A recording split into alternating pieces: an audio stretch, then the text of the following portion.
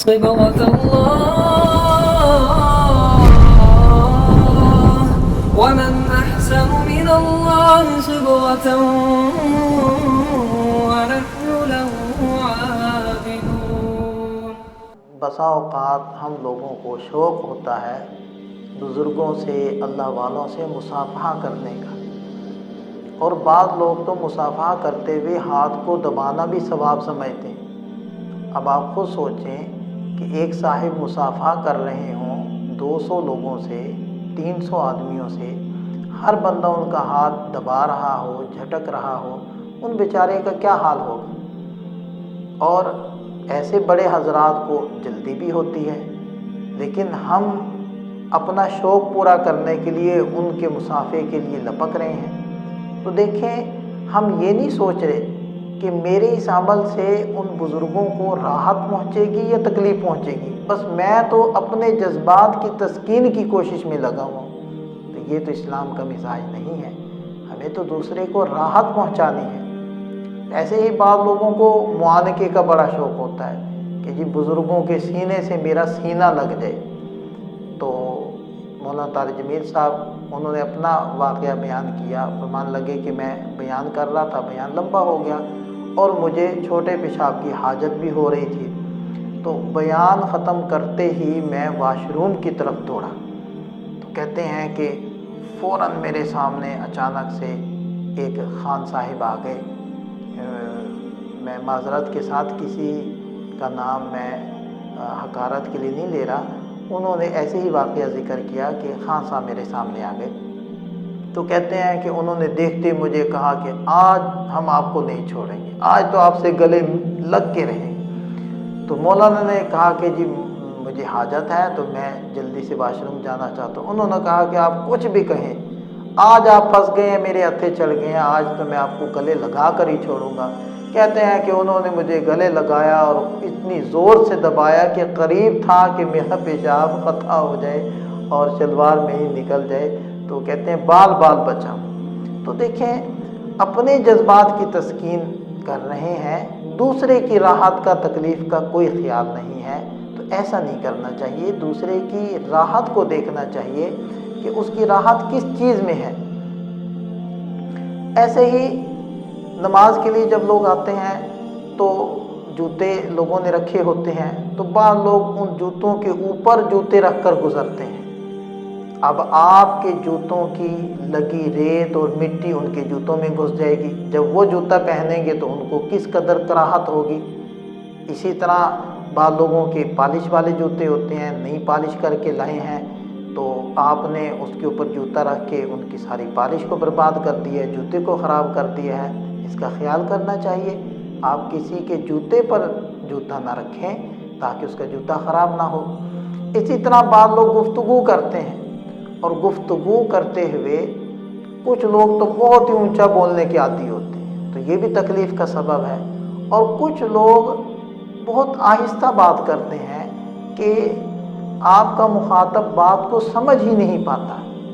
تو اس قدر آہستہ گفتگو کرنا کہ دوسرے کو کان لگانا پڑے یا بار بار پوچھنا پڑے کیا کہا، یہ بھی تکلیف کا سبب ہے۔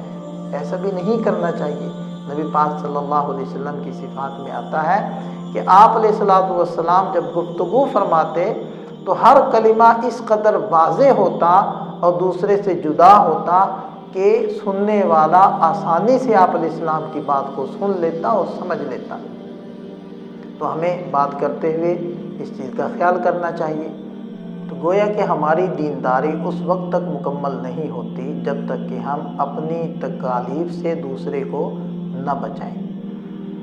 اس کے بارے میں ایک حدیث پاک بھی ہے، حضرت ابو ہریرہ رضی اللہ عنہ کی روایت ہے کہ حضور نبی کریم صلی اللہ علیہ وسلم نے پوچھا کہ اتدرون مل مفلس، کیا تم لوگ جانتے ہو کہ مفلس کون ہے؟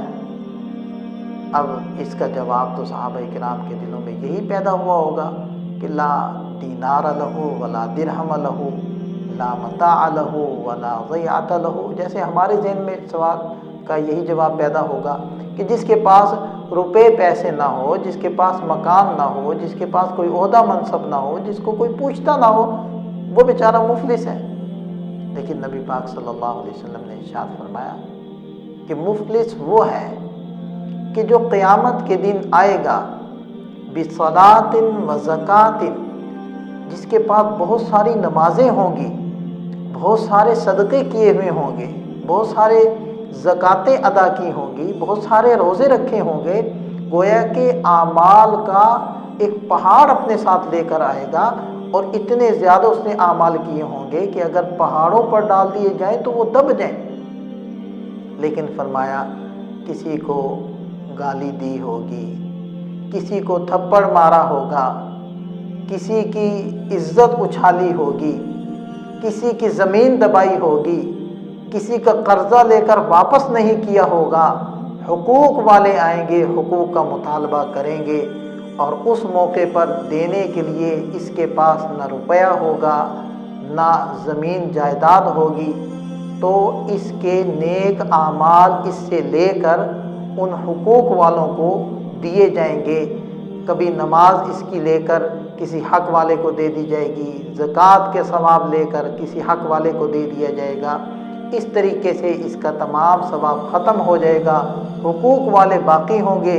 تو پھر کیا ہوگا کہ حقوق والوں کے گناہ لے کر اس کے اوپر ڈالے جائیں گے، اور اس قدر انبار گناہوں کا لگ جائے گا کہ اگر پہاڑوں پر ڈالیں تو وہ بھی دب جائیں، ان کی پاداش میں جہنم میں چلا جائے گا۔ نبی پاک صلی اللہ علیہ وسلم نے ارشاد فرمایا یہ مفلس ہے۔ اس لیے عمل کرنا آسان ہے، عمل کو محفوظ رکھ کے لے جانا یہ مشکل ہے۔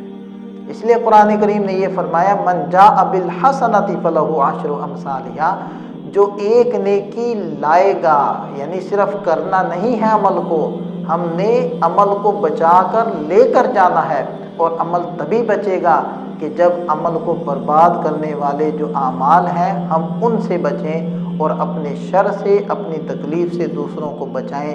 اللہ تعالی ہمیں دین کی صحیح سمجھ عطا فرمائے، عمل کی توفیق عطا فرمائے۔ وآخر دعوانا ان الحمد للہ رب العالمین۔